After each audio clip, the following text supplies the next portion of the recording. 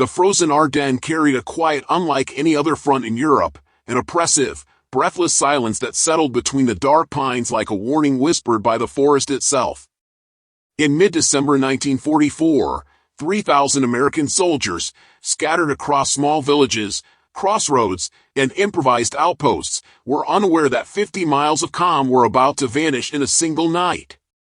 The fog hung low and thick, muting every shape and muffling every sound, turning the landscape into a world of shadows and silhouettes.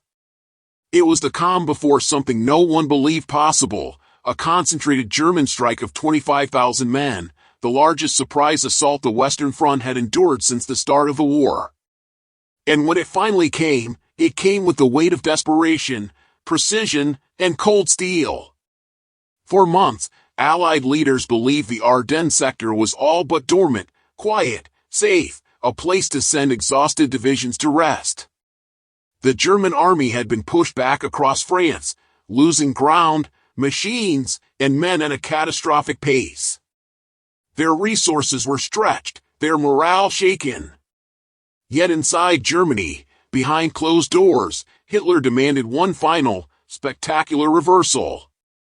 The Ardennes offered him exactly what he wanted, a weakly defended corridor with winding roads, frozen rivers, and thick forests that could hide an army until it was already moving. His generals hesitated, knowing the risks, but the order was absolute. Victory here, he claimed, could split the Allied armies, seize Antwerp, and force a negotiated peace. It was a fantasy, but fantasies were all he had left. In the American lines, the contrast was astonishing. The forces scattered across the woods, infantrymen, engineers, tank crews, artillery observers, were in varying states of readiness. Some units had barely arrived. Others were under strength. Many soldiers had never experienced a winter on the European front, and even fewer had proper cold weather gear. Communication lines were fragile, often disrupted by snow or simple distance. Yet despite shortages, despite fatigue, the men trusted the quiet. They trusted the routine of a quiet sector, unaware of the scale gathering just beyond the tree line. What no one saw were the German columns forming far beyond the fog, long, dark convoys of infantry, armor, and assault guns creeping through the woods with engines muted and lights blacked out. They moved like a tide being pulled back before a devastating wave. The plan was simple and brutal. The Americans were to be crushed quickly, their lines shattered in one sweeping blow. Once the defenses collapsed, the roads leading deeper into Belgium would open like a corridor of opportunity. Then came the trigger. In the early hours of December 16th, while most soldiers slept curled near stoves or under blankets that did little against the biting freeze, the first shockwaves of artillery thundered through the forest. The ground trembled.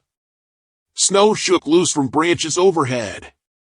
Men jolted awake in confusion, unsure whether what they heard was distant thunder or incoming fire. But the next salvo left no doubt. The shelling intensified into a relentless curtain of sound, rolling from ridge to ridge, echoing across frozen valleys and wooden huts. Communication wires snapped. Generators flickered. In the chaos, officers scrambled to gather their companies, only to realize that they could not reach half their own outposts. Orders rippled through the lines: hold your ground. Delay the enemy at all costs.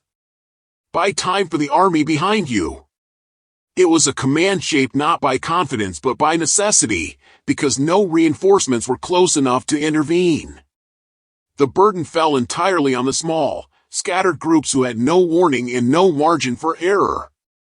They emerged from their shelters with rifles stiff from cold, boots hardened with frost, breath visible in white plumes. Somewhere in the distance, the thunder of tank engines rumbled beneath the artillery. The German advance did not appear all at once. At first there were only shifting shadows moving in the fog, distant silhouettes passing between trees. Then, gradually, they became a line, an unbroken front of infantry stretching across the forest floor, advancing with quiet determination. To the men on the American positions, it looked like a wall of bodies materializing out of the mist. The scale was almost impossible to comprehend. For every American watching the approach, it seemed as though 10 Germans were stepping forward. And behind them, faint but unmistakable, the outlines of armored vehicles drifted like silhouettes on a frozen curtain. The initial American resistance was chaotic but fierce. Small units dug in along hills and crossroads opened fire as soon as the German vanguard was within range. The echo of rifle shots snapped through the trees. Machine guns rattled until their belts froze and jammed, forcing gunners to curse under their breath while scraping ice from metal. Mortar teams struggled to keep up, their tubes chilled, their hands numb. But for every burst of American fire, the Germans answered with more rifles, machine guns, and the heavy thump of mortars targeting any flicker of muzzle flash they spotted. Even with the blinding fog, it became obvious that the Germans were not probing. They were pushing with full weight. Their columns spread wide, seeking gaps, using the terrain to their advantage. American outposts that had been separated by miles now found themselves practically encircled as German units slipped through wooded paths and abandoned farms. Yet the 3,000 Americans refused to collapse. Officers rotated men from one frozen ditch to another, guided by instinct rather than communication. They guessed where the next breakthrough might come and shifted whatever small groups they could spare to plug the holes. What turned the morning from bad to catastrophic was the failure of communication. Radio signals faded behind ridges or were drowned in interference. Field phones had gone silent. Orders became a matter of runners, men sprinting through snow and fog knowing they might never come back. Some outposts only realized the scale of the assault after hours of isolation, when the sound of battle grew louder on all sides. Others never received any message at all, fighting simply because the alternative was surrender. Yet even as the pressure mounted, as positions were slowly forced back, something unexpected happened. The Americans did not break. They shifted, adapted, moved from farmhouse to tree line, from ditch to ridge line, each movement costing precious minutes that the Germans did not expect to lose. A handful of riflemen on a hill could hold up an entire battalion for an hour. A single machine gun hidden in a barn window could delay a column long enough for another platoon to slip into a better defensive posture. The Germans were advancing, yes, but slower, far slower than they had planned. That drag, that friction, became the invisible shield behind which the rest of the Allied front began to stir. But for the Americans in the immediate fight, there was no sense of the larger picture. Only the cold, the fog, the advancing silhouettes, and the bitter realization that night would fall before help could ever reach them. And with night came deeper cold, thicker fog, and a new wave of danger that none of them felt prepared to face, even as they tightened their grip on rifles that no longer warmed in their hands. As the first night fell over the Ardennes, the forest turned into something almost primeval, an expanse of shifting shadows, muffled steps, and breath turning to frost with each exhale. Darkness came fast, swallowing the landscape until only the faint moonlit reflection on the snow gave contour to the world. The American positions, already stretched thin, now felt even smaller. Men huddled behind trees or inside frozen foxholes, listening for anything that might warn them of movement. The cold was not just an enemy, it was a slow, creeping force that numbed fingers, weakened joints, and made even loading a rifle feel like a labor of exhaustion. Many soldiers later admitted that they feared the night more than the advancing enemy, because the night took a man's senses and made him doubt every sound he heard. Across the lines, the Germans prepared their second wave. They had been surprised, not by the resistance itself, but by the time it took to advance through what they assumed would be a thin, quickly collapsing American presence. Their commanders pushed hard, demanding more progress before dawn. Fuel shortages gnawed at their armored divisions. If roads were not taken quickly, tanks and half-tracks risked being stranded in the forest with no way to continue forward. Still, they gathered, forming clusters of infantry whose silhouettes flickered in the fog each time a flare cracked overhead. When the flares burned out, the darkness swallowed everything again. The American defenders were not idle. Officers and NCOs moved from position to position, whispering adjustments, relocating small squads, and estimating where the Germans would push next. The terrain was their only true ally, a maze of trees, frozen ridges, and small hamlets where every doorway could be turned into a firing point. Some soldiers formed firing lines within abandoned barns, peeking through holes in wooden planks. Others dug hastily into snowbanks, carving shallow trenches that offered concealment more than protection. Ammunition was precious, each bullet had to matter. Each burst of fire had to count. Shortly after midnight, the quiet shattered again. German patrols pushed forward first, testing the American perimeter. In several sectors, they moved silently, hoping to slip past outposts unnoticed. But the Americans were watching for exactly that. A single clatter of equipment or crunch of snow gave away a squad, prompting a sudden eruption of rifle fire. Tracer rounds snapped between the trees. Shouts cut through the night as both sides scrambled for advantage. In some places, the fighting devolved into close-quarters skirmishes, men firing at shapes barely visible in the darkness, retreating, reloading, shifting back into shadow. The Germans responded with heavier pressure. Artillery hammered the American positions, shells exploding in bursts of snow and shattered branches. Foxholes filled with debris, men shielded their faces as shrapnel tore through trees. Yet the forest absorbed much of the blast, scattering the force, allowing survivors to crawl to new positions. Even under bombardment, communications were limited. Many soldiers had lost contact with their own platoons hours earlier.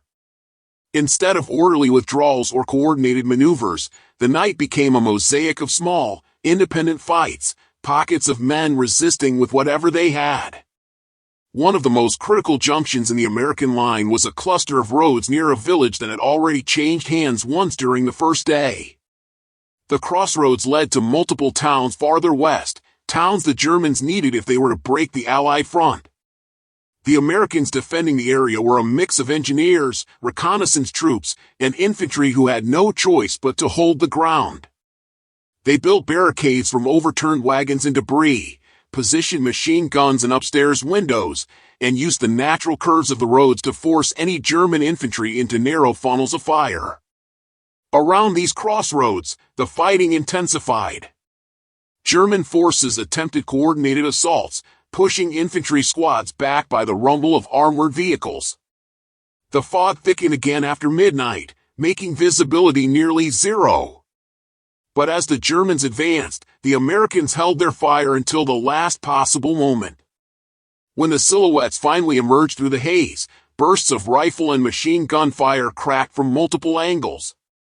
German units staggered, regrouped, then tried again. The pattern repeated itself for hours. Each attempt cost time the German plan could not spare. The further the Germans pushed, the more they realized the Americans were improvising fiercely. In another section of the forest, a company of American artillery observers found themselves cut off from their battery. Instead of retreating, they chose to act as infantry, setting up a defensive perimeter on a ridge overlooking a frozen ravine. They fought with carbines designed more for self-defense than frontline combat, yet their well-chosen position allowed them to delay 2 German battalions for nearly 3 hours. Whenever the Germans attempted to scale the ridge, they were forced into narrow choke points hidden by thick clusters of pines. The defenders used the terrain to break the momentum of each push. Down the slope, in the ravine itself, engineers had laid out makeshift explosive traps. Some were simple charges buried under snow, others were wired to tripwires stretched between trees. The forest erupted with sharp detonations whenever German squads advanced too confidently. The explosions rarely halted an entire unit, but they disoriented just enough men to buy the defenders valuable minutes. A single platoon might hold for a quarter of an hour, fall back 50 yards, then reform behind another natural barrier. Snowfall increased throughout the night.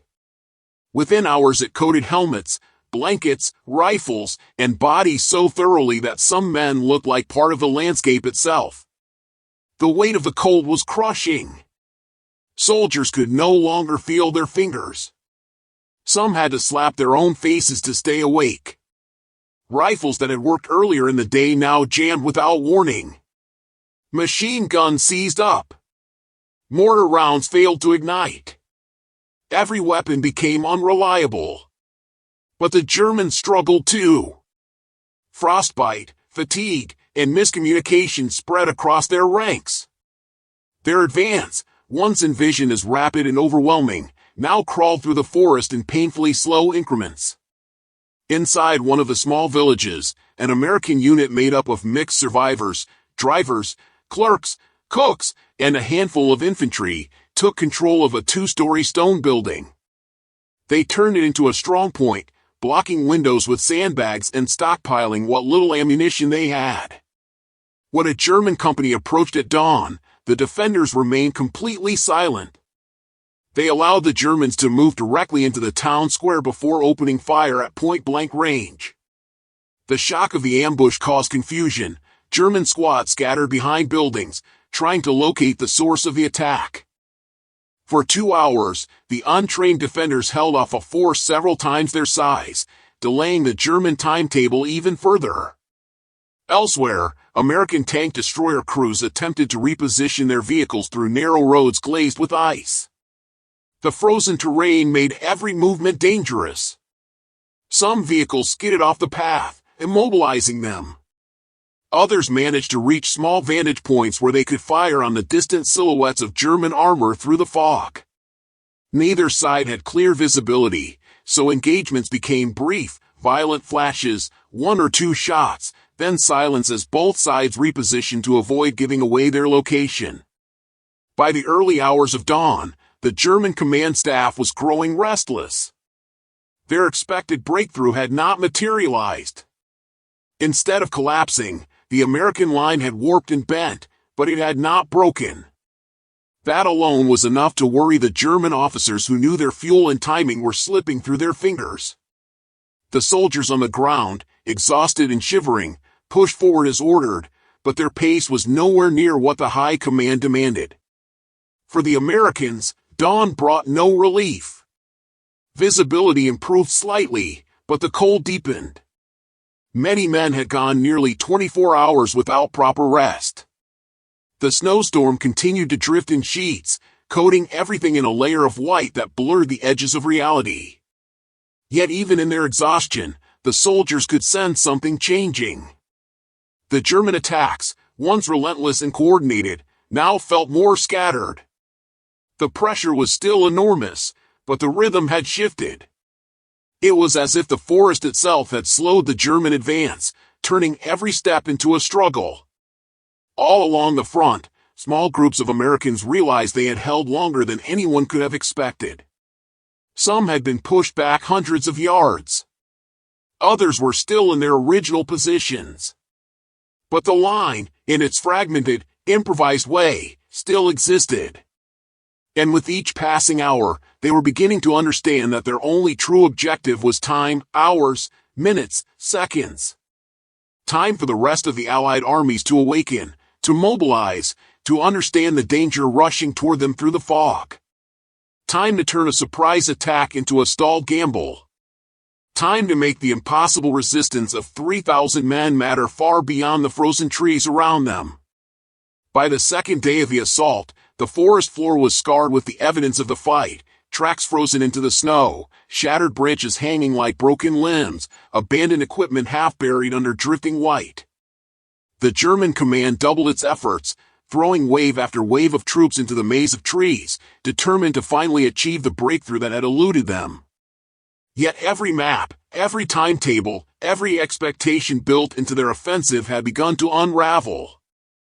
Their advance was measured not in miles but in yards, each one paid for in time the Allies desperately needed. The Americans, however, were reaching the limits of endurance.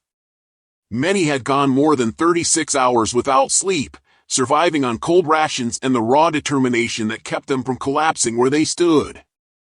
Boots stiffened with ice, faces stung by the wind, hands trembling so violently that reloading cartridges felt like threading needles in a blizzard. Still, they moved, sometimes forward, sometimes back, shifting their defensive line like a living barrier made of grit rather than numbers. Whenever a position became untenable, officers ordered a controlled withdrawal, falling back to higher ground or thicker cover, always refusing to let the Germans gain space without a fight. Near one critical ridge, a battalion reduced to barely a company's strength made its stand. They occupied a line of foxholes carved out of the snow, facing a slope the Germans needed to take to access a key road below. The ridge was steep and narrow, any force climbing it would be exposed.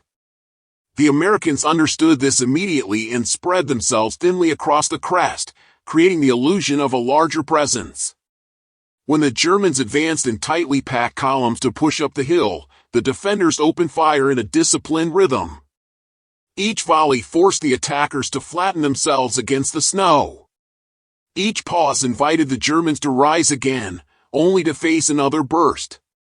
It was not a decisive victory, nor a glorious stand, but it stalled the enemy for half the day, an eternity in a battle this fluid. In another part of the forest, a group of tank destroyer crews used the terrain to their advantage. Without the firepower of a full armored division, they relied on ambush tactics. They positioned their vehicles in the narrow gaps between clusters of pines, blending into the landscape so effectively that German tanks often rolled past without noticing them. When the moment was right, the Americans fired on the flank of an exposed vehicle, then immediately retreated into deeper cover, avoiding the inevitable retaliation. Their hit-and-run tactics forced the Germans to move more cautiously, slowing entire columns as they attempted to scout every bend in the road.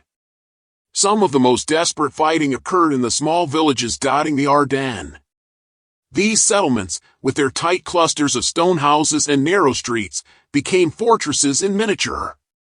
American troops barricaded doorways with whatever they could find, broken furniture, farm tools, crates, turning each structure into a bastion. German assault teams attempted to clear the houses one by one, only to find defenders shifting between buildings through back alleys or holes smashed through walls. It was a deadly dance of movement and misdirection. The Americans never expected to hold the villages indefinitely, but each minute gain was a victory. Eventually, when their ammunition ran low, they withdrew silently through the rear of the town, leaving behind a maze of confusion that forced the Germans to search every building again. By the third day, the weather turned sharply against the Germans. The fog lifted just enough for Allied reconnaissance aircraft to slip through gaps in the cloud cover. Pilots reported long lines of German infantry and armor stretching across the forest floor, confirming what commanders had suspected: the offensive had lost momentum. However, the air support that could have shattered those columns was still limited by unpredictable winds and snow. The Americans fighting on the ground had no idea when, if ever, the skies would clear completely. All they knew was that they had to survive long enough for that moment to come. In the southern sector, a mixed group of American units, infantry, artillery spotters, and stragglers from decimated companies, held a crossroads that multiple German divisions had marked as a crucial objective.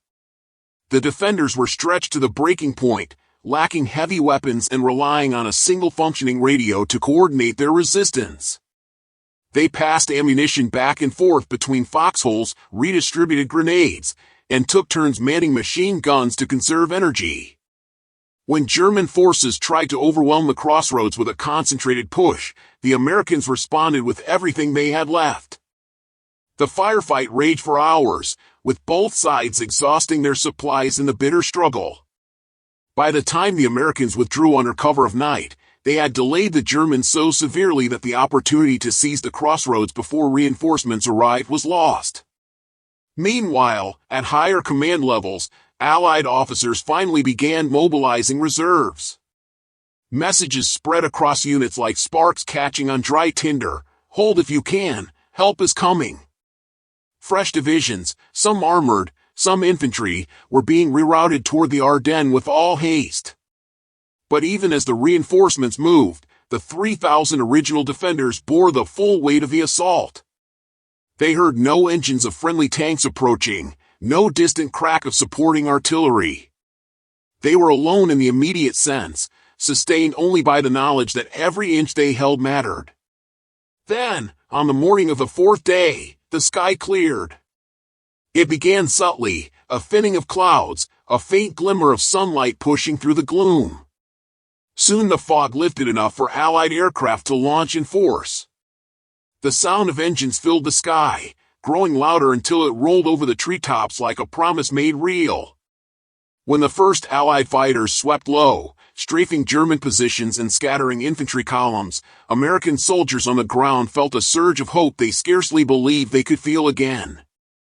The Germans, suddenly exposed, faltered. Their fuel shortages became crippling. Their armored units, caught in open terrain by fighter bombers, suffered catastrophic losses. Officers who had urged their men forward now ordered retreats or diversions, but confusion had already spread through the ranks. The spearhead of the offensive, so meticulously planned, so heavily reinforced, had blunted itself against a defense it was never meant to face. But the truth of the battle lies not just in strategy or logistics. It lies in the men, cold, exhausted, outnumbered, but unbroken. They had not retreated into collapse. They had bent, stretched, and reshaped their line with the same determination that had driven them across Europe. They fought not as isolated units but as fragments of a single purpose, to deny the enemy the time and space needed to exploit surprise. And they succeeded. When reinforcements finally reached the front, they found a battlefield carved into the snow by courage and sacrifice. The defenders, many barely able to stand, gave their reports in hoarse voices, their breath still steaming in the frigid air. Officers walked among them in quiet awe, realizing that their endurance had altered the course of the offensive before any larger counterattack could take place. What had begun as a desperate struggle in frozen woods had transformed into a turning point. In the aftermath, the German offensive stalled completely. Their units, battered and drained, withdrew in disarray. The Allies surged forward, reclaiming lost ground and pushing back the threat that had once seemed poised to crush them. Newspapers would later describe the stand of the 3,000 Americans as improbable, even miraculous. Historians would call it one of the most heroic defensive actions of the war. But those who fought it simply called it survival. And so the forest returned to silence, though forever changed by what had happened within its shadows. The battle left behind no grand monuments, only the memory of footprints in the snow, the echo of distant gunfire, and the quiet acknowledgement that a small group of men had held the impossible long enough for the tide of war to turn. Their actions became a reminder that in the darkest moments, courage is measured not by numbers, but by resolve. Thank you for watching this story of endurance and sacrifice. If you found this journey through history meaningful, consider liking the video to help keep stories like these alive. Subscribe to join a community committed to preserving the past, and let us know in the comments where you're watching from. Your voice helps carry these memories into the future.